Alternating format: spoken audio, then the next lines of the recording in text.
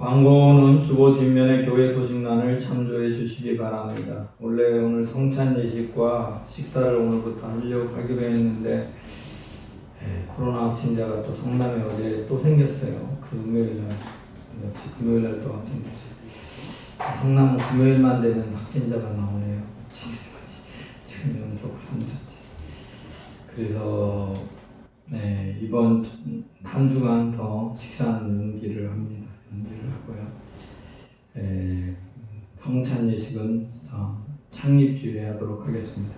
내일부터 특별 새벽 기도는 예정대로 진행합니다. 특별 새벽 기도 진행하는데요. 나오실 때 꼭 새벽에도 마스크 꼭 착용하시기 바랍니다. 그리고 손소독제 사용하시기 바랍니다.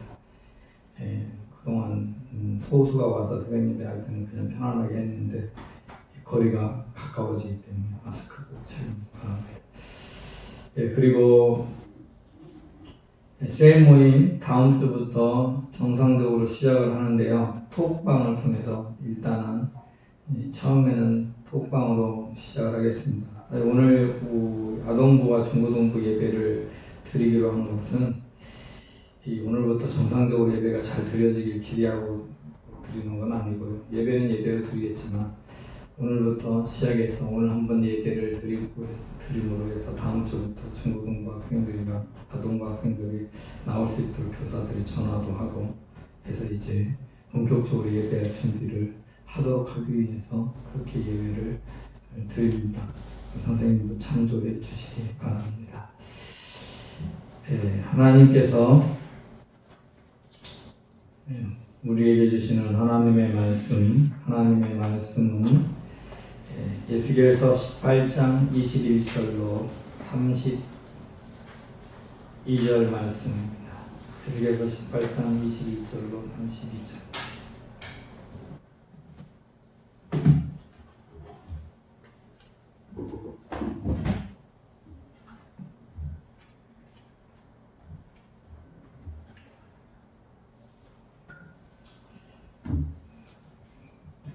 그러나 악인이 만일 그가 행한 모든 죄에서 돌이켜 떠나 내 모든 율례를 지키고 정의와 공의를 행하면 반드시 살고 죽지 아니할 것이라.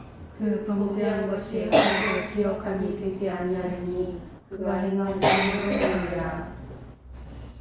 주 여호와의 말씀이니라. 내가 어찌 악인이 죽는 것을 조금은들 기뻐하랴. 그가 돌이켜 그 길에서 떠나 사는 것을 어찌 기뻐하지 아니하겠느냐.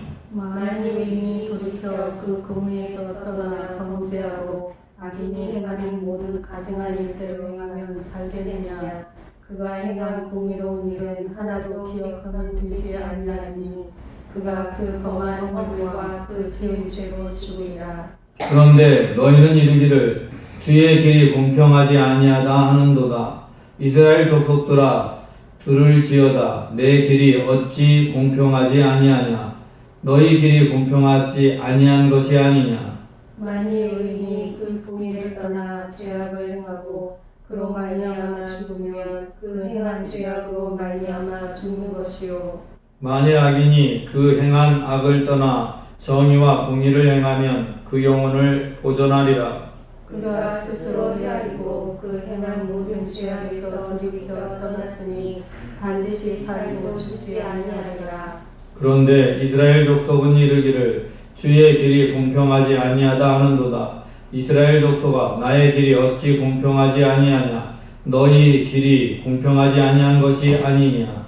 주 여호와의 말씀이니라. 이스라엘 족속아 내가 너희 각 사람이 행한 대로 심판할지라. 너희는 돌이켜 회개하고 모든 죄에서 떠날지어다. 그리한즉 그것이 너희에게 죄악의 걸림돌이 되지 아니하리라. 너희는 너희가 범한 모든 죄악을 버리고 마음과 영을 새롭게 할지어다.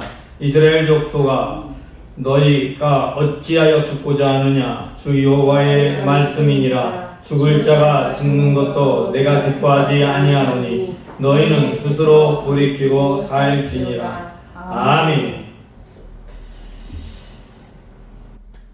얼마 전 전주에서 한 여자가 실종이 됐죠. 그 실종된 여자가 이동한 경로를 추적하다 보니까 놀랍게도 그 여자의 친구 남편이 그를 데려가는 걸 봤고, 그리고 얼마 지나자서 변사체로 발견이 됐지요.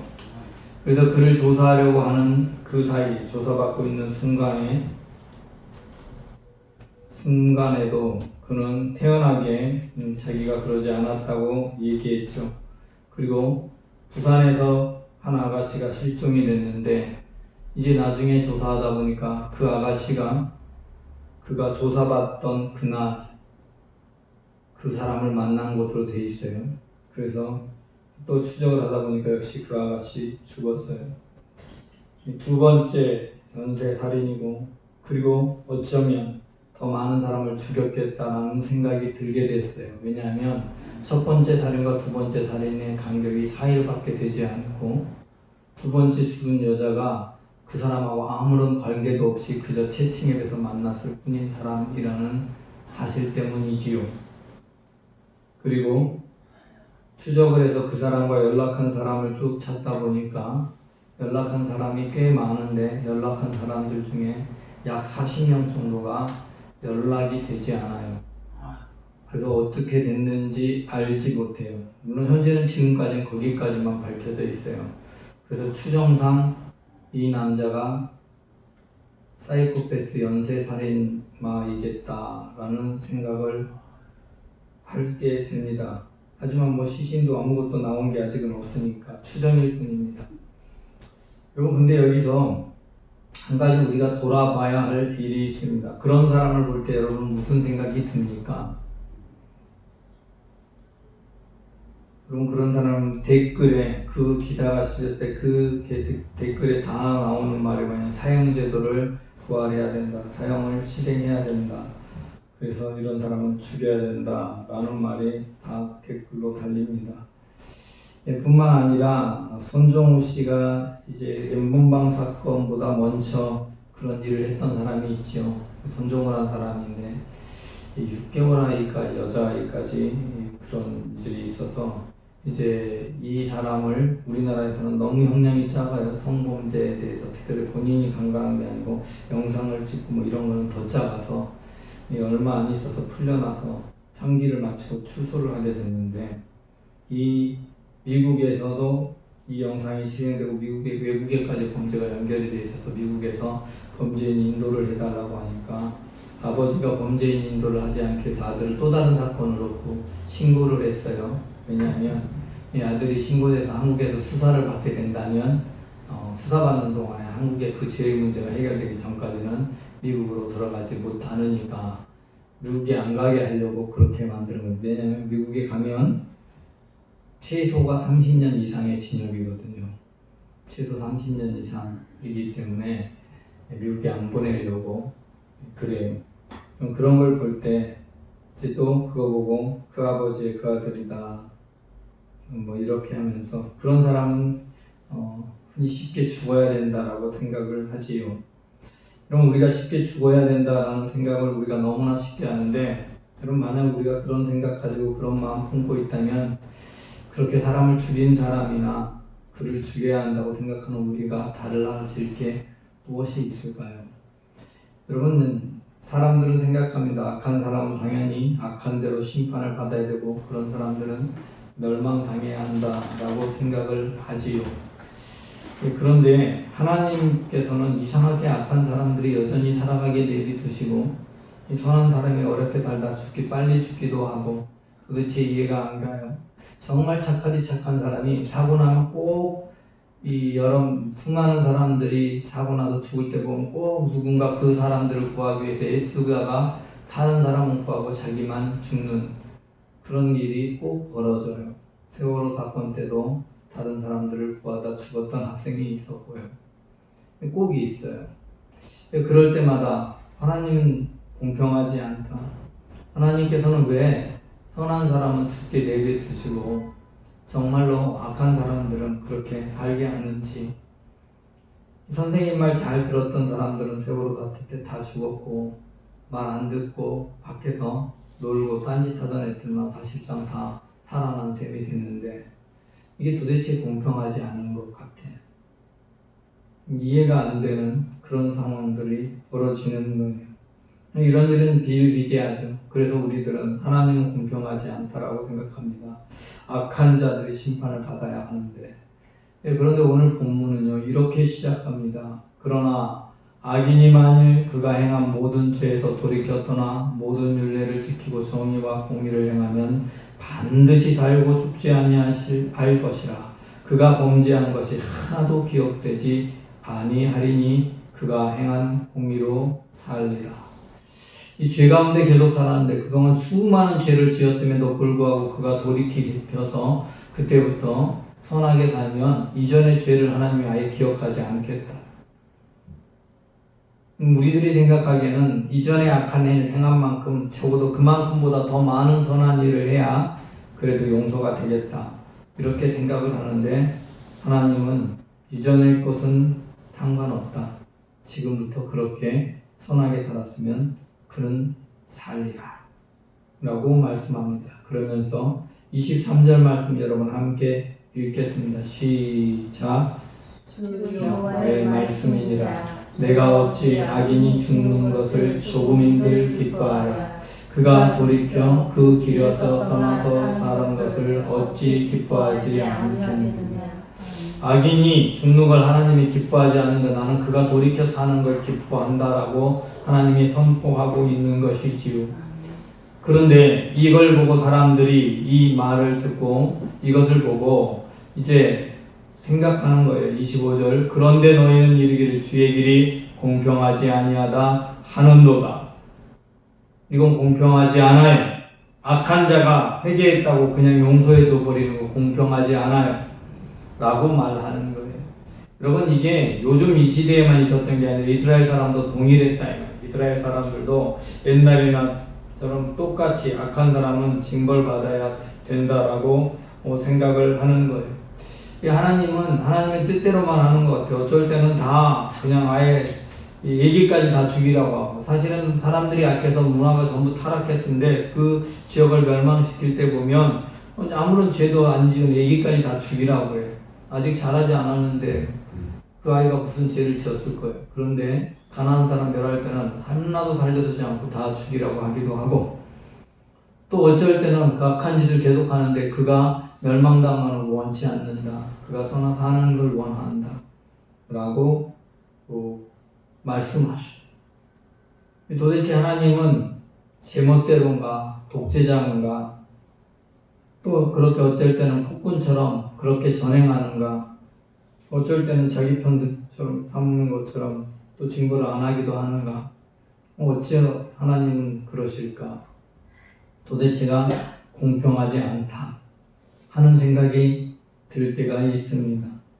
도대체 하나님의 공평은 무엇이고 하나님의 사랑은 무엇일까?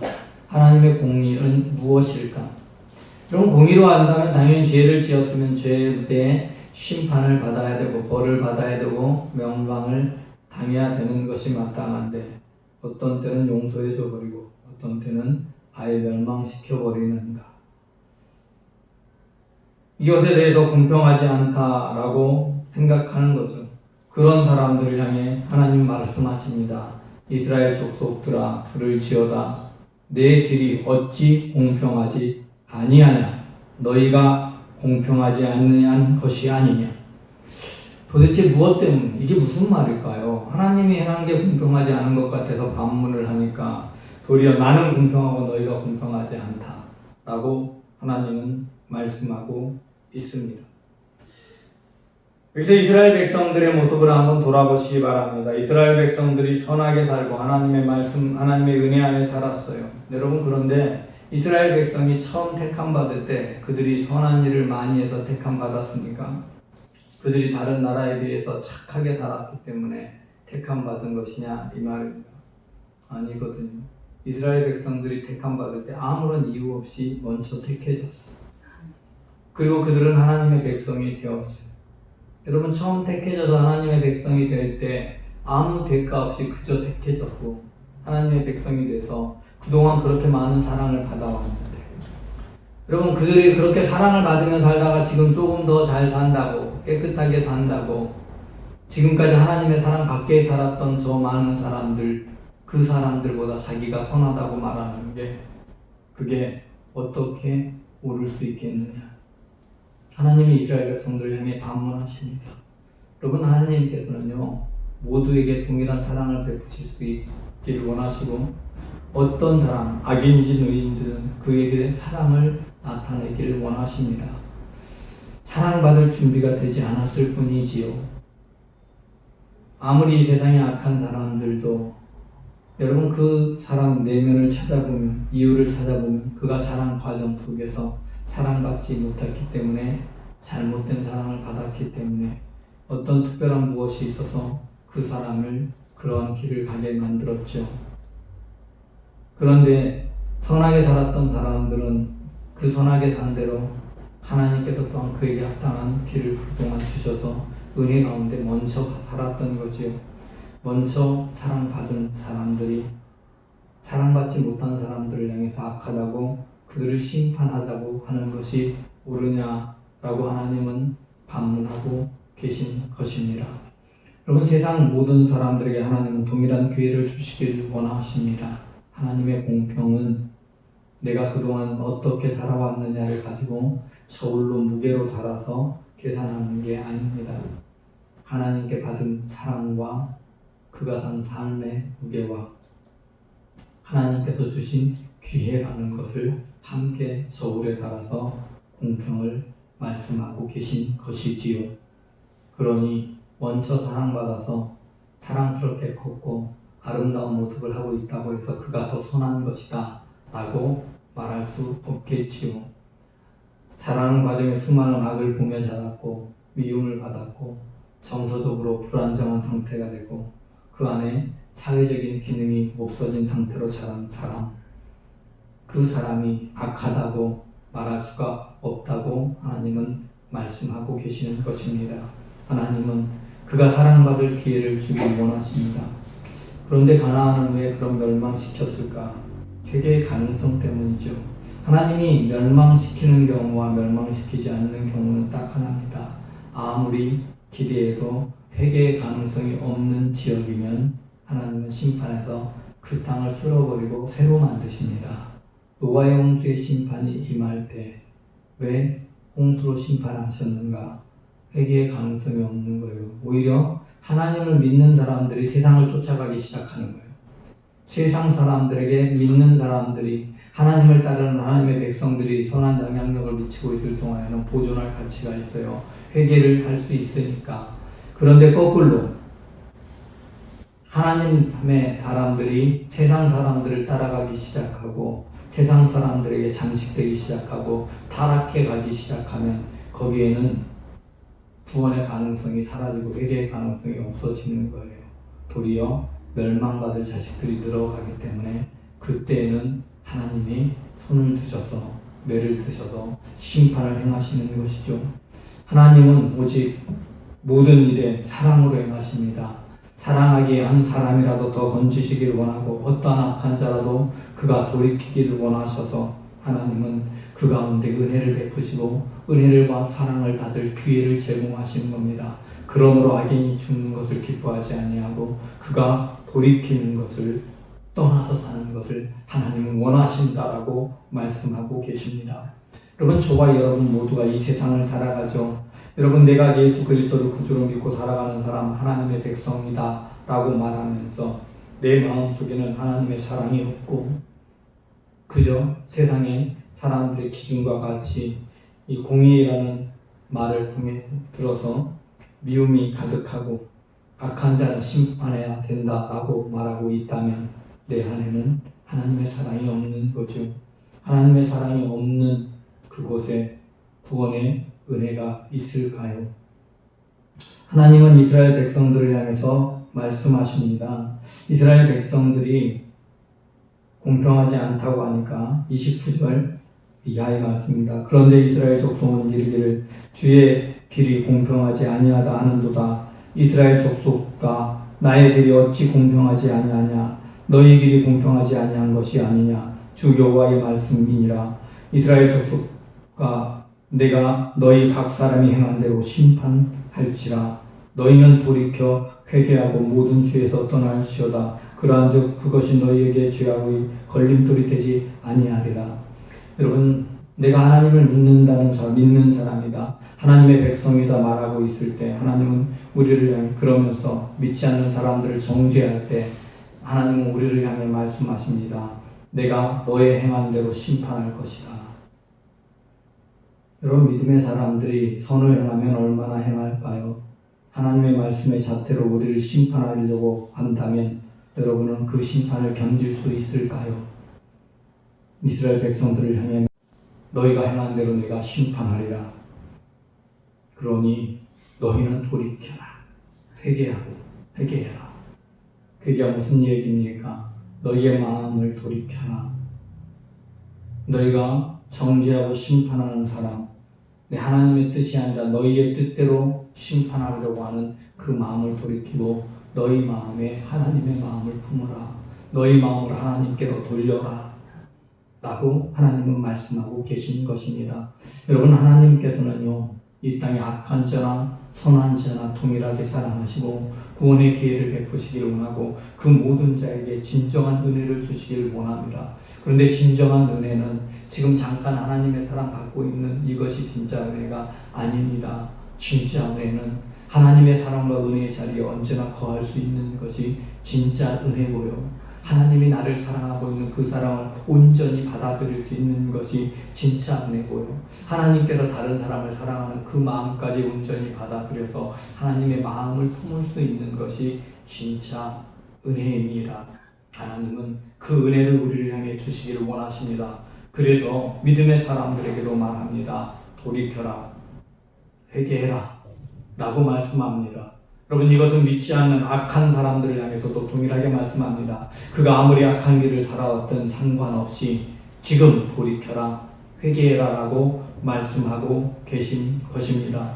하나님께서는 돌이키고 회개하기만 하면, 결단하면, 우리가 정말 내 안에서 의지적인 결단을 하고 내가 하나님의 뜻대로 살겠습니다, 하나님의 마음을 품겠습니다, 하나님의 사랑의 마음을 내 안에 주십시오, 이렇게 기도할 때 사도 바울이 너희 안에 이 마음을 품으라, 곧 그리스도 예수의 마음이니 라고 말했던 것처럼 하나님이 우리를 향해 나의 마음을 품어다오, 나의 사랑을 품어다오 말할 때 우리가 정말 하나님의 마음을 품기를 원합니다. 하나님의 사랑을 품기를 원합니다. 하나님의 뜻대로 살기를 원합니다. 하나님께로 돌이키기를 원합니다 라고 우리의 마음을 하나님께로 돌이키면 내 모습이 그동안 어떠했든, 아무리 약한 자라도 오늘 저 길거리에서 멸망할 그 사람 연쇄살인마를 할지라도 그가 이제 정말 하나님의 마음 품기를 원합니다.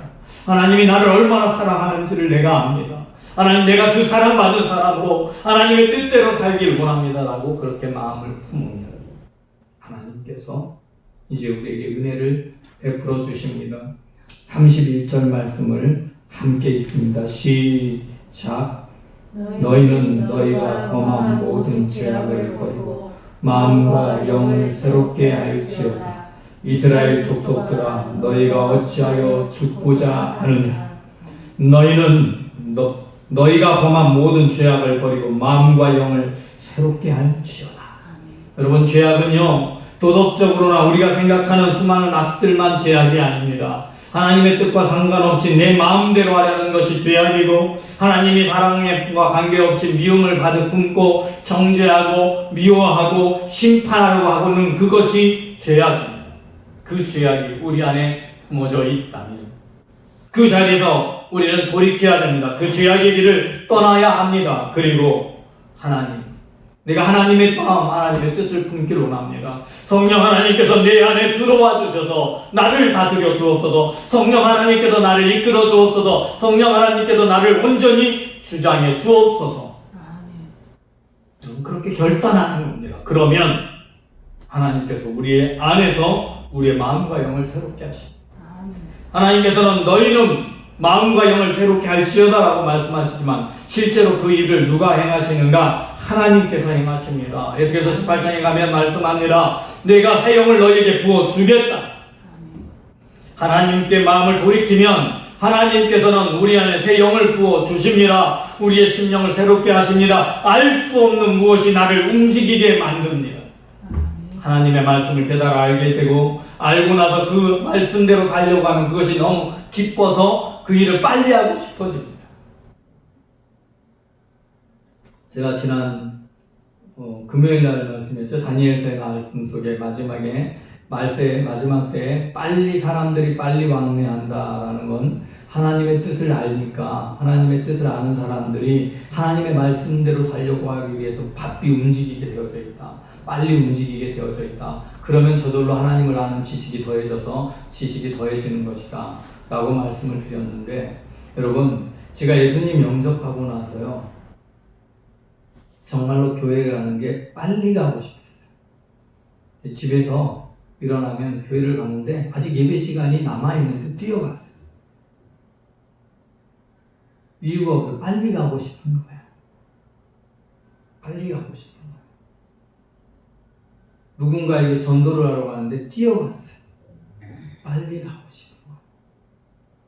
여러분, 하나님의 일을 즐겁게 하고 싶은 거예요.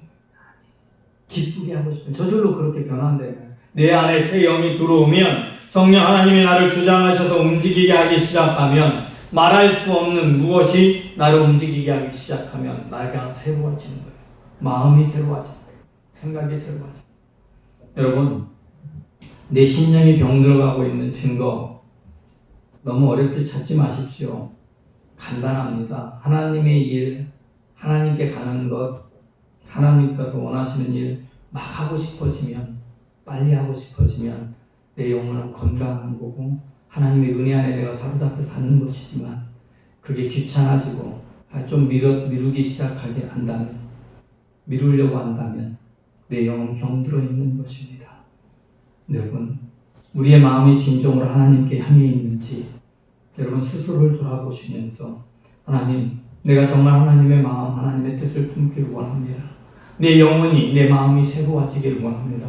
성령 하나님께서, 오늘 성령 강림주일인데 하나님께서 나를 온전히 다스려 주시길 원합니다. 성령에 사로잡힌 삶을 살게 해 주옵소서. 기도하시면서 하나님의 은혜를 구하시기 바랍니다. 하나님은 우리에게 새 영을 불어넣어 주셔서 우리를 언제나 새롭게 하시길 원하시고 그렇게 행하실 것입니다. 우리가 그렇게 돌이킴으로 이 땅 가운데서 하나님께서 우리를 위해 예비하신 모든 은혜를 온전히 누리며 살아가는 하나님의 백성이 되시기 바랍니다. 하나님, 오늘도 우리를 주의 은혜 안에 인도하여 주시고 주님 앞에 나오게 하시고 주의 백성으로 세워지게 하심을 감사드립니다. 하나님, 우리가 어리석어서 나는 남들보다 더 낫다는 교만한 마음 가졌고, 우리가 어리석어서 악한 자를 대할 때 멸망당할지 알아 정죄했던 것을 고백합니다. 하지만 하나님은 어떤 사람도 멸망을 원하지 않으시고 그를 구원하시기를 원하시는 사랑이 많으신 하나님이심을 믿습니다. 그 사랑 때문에 내가 구원받고 하나님의 백성 된 것을 믿습니다. 하나님, 이제 내 마음이 하나님을 향하게 하여 주시고 하나님의 은혜에 사로잡히게 하여 주시길 원합니다. 성령으로 내게 임재하여 주시고 나를 주장하여 주시되 내가 성령이 인도하며 온전히 순종하는 믿음의 사람, 그래서 심령이 새로워진 하나님의 백성으로 서 있게 하옵소서. 주님께 나가 품에 안기는 그날까지 그러한 삶을 살다 주의 품에 안기는 믿음의 백성 되게 하옵소서. 예수 그리스도 이름으로 기도드리옵나이다. 아멘. 모두 자리에서 일어나. 이제는 우리 주 예수 그리스도의 은혜와 아버지 하나님의 무한하신 사랑과 성령님의 내주 인도 역사 충만하심 교통하심이 오늘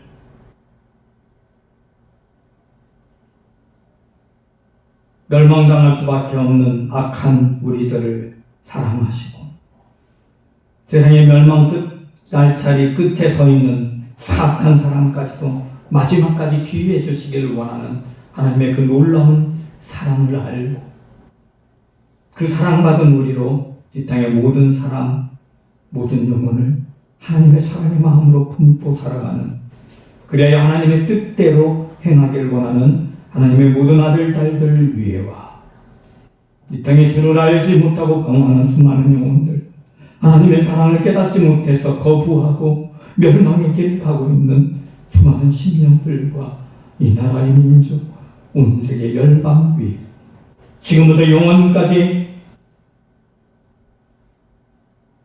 함께 하기를 축원하옵나이다.